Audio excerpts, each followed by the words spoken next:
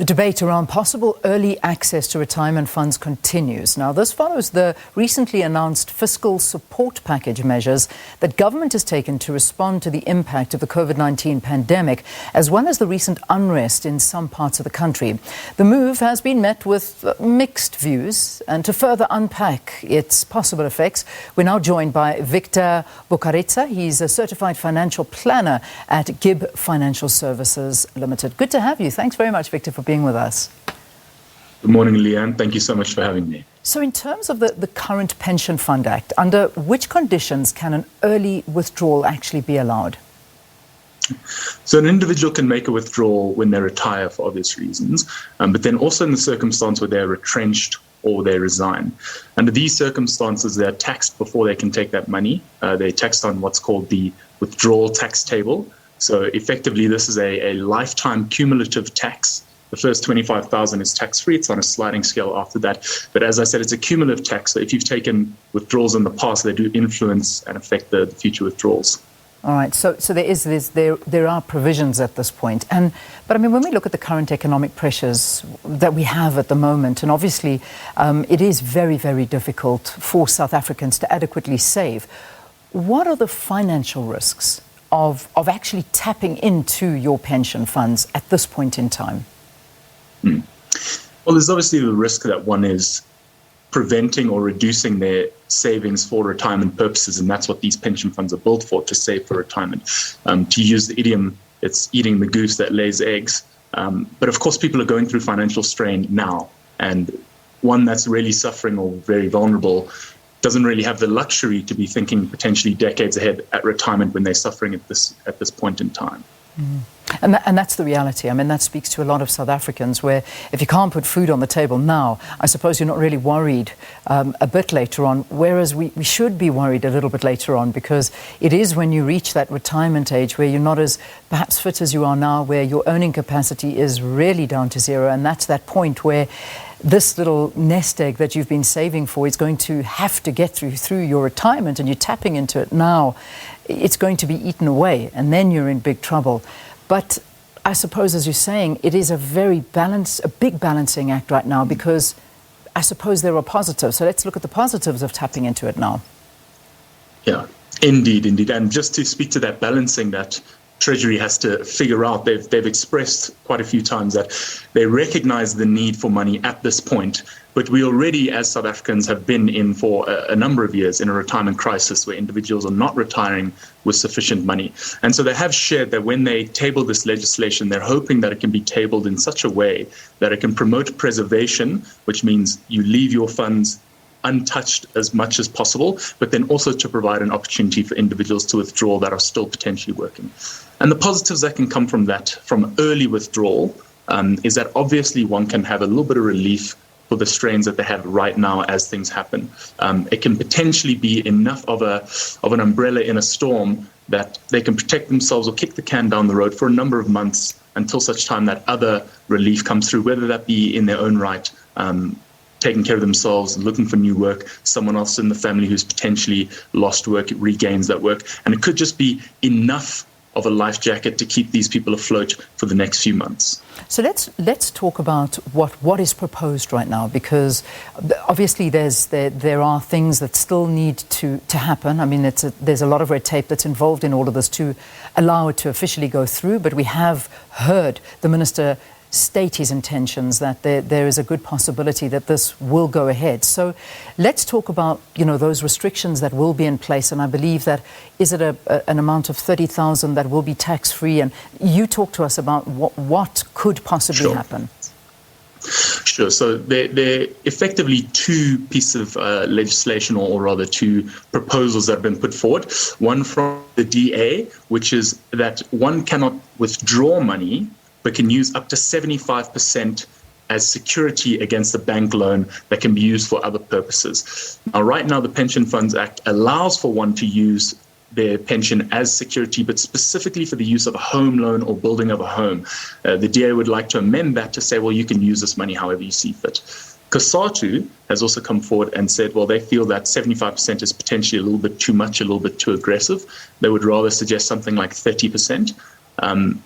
And very importantly, they wouldn't like it to just be used as security against the loan, but also for one to be able to withdraw that amount as cash. And very importantly, they've suggested that this withdrawal be tax-free. A moment ago, I just explained that under current circumstances, if you resign or retrenched, you can take your money, however, it is taxed. And so that is one of the key considerations they would like to change.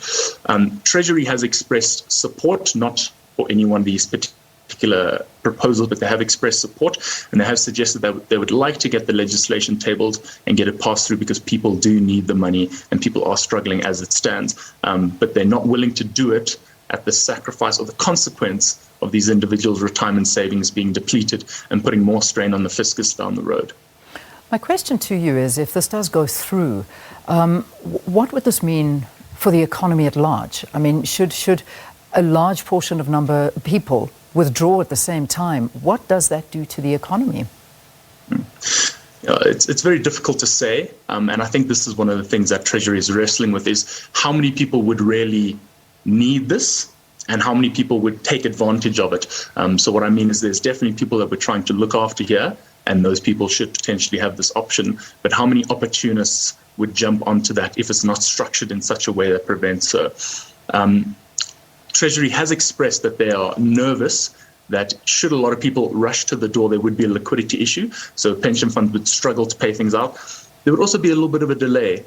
Pension fund administrators aren't necessarily geared up for mass withdrawals to happen across the board. So there could be a large delay that prevents anyone getting their hands on any money anytime soon. So there's a little bit of an issue there. Some people have even come forward and suggested that it would potentially put strain on financial markets because there's a lot of money exiting the system in one go. But one could argue that would actually be an opportunity for people to be putting more money in.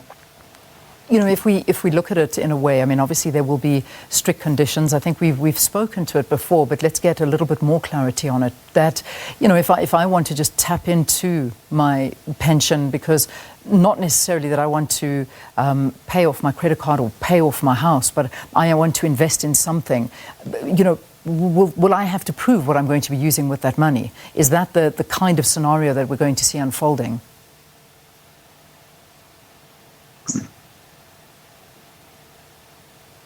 Victor, are you still with us? Looks like Victor, we may have lost the connection. Victor, let me just try one more time. Are you able to hear me?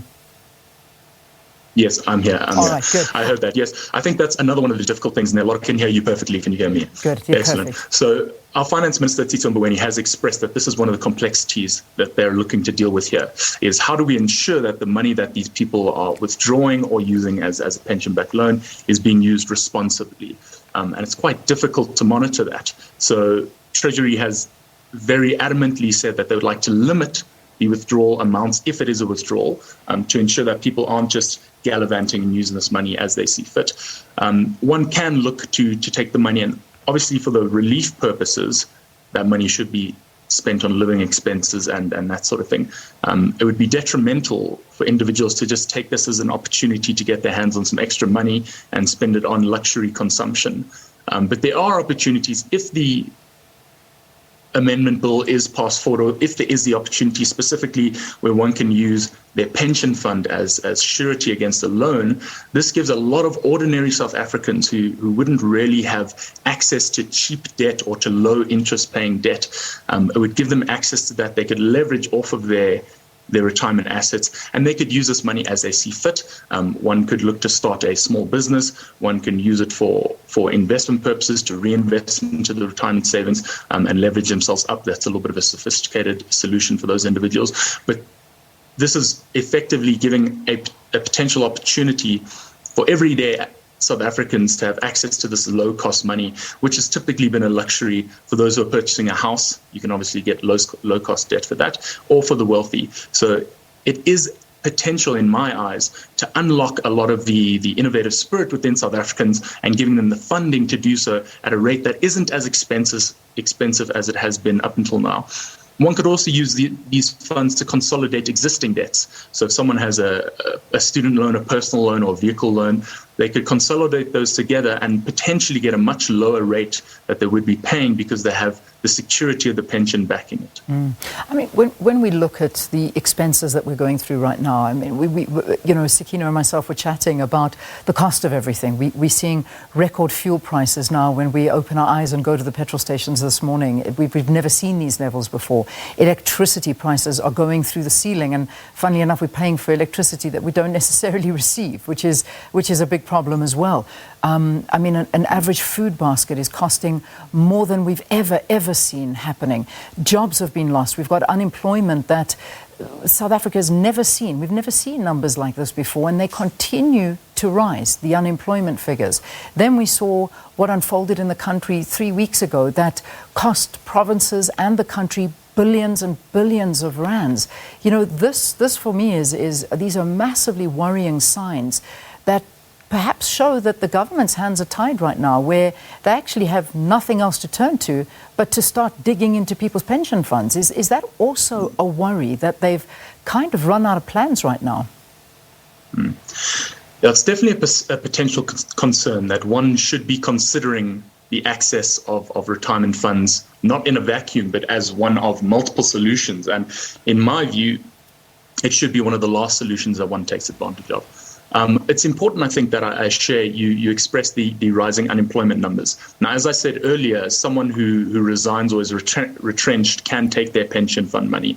If they opt not to, and one of the things they do is preserve that money in a preservation fund, one can actually access that preservation fund with the normal withdrawal tax tables applicable. So the changes in legislation that we're discussing here would really affect those who are currently in employment, who participate in a pension or provident fund, not necessarily those who are unemployed. There is also the potential that will influence retirement annuities, as those are also governed by the Pension Funds Act. But that creates that's a little bit tricky, creates a whole other rigmarole of issues. But yes, it is potentially a little bit worrying that this is a resort that government will have to look to.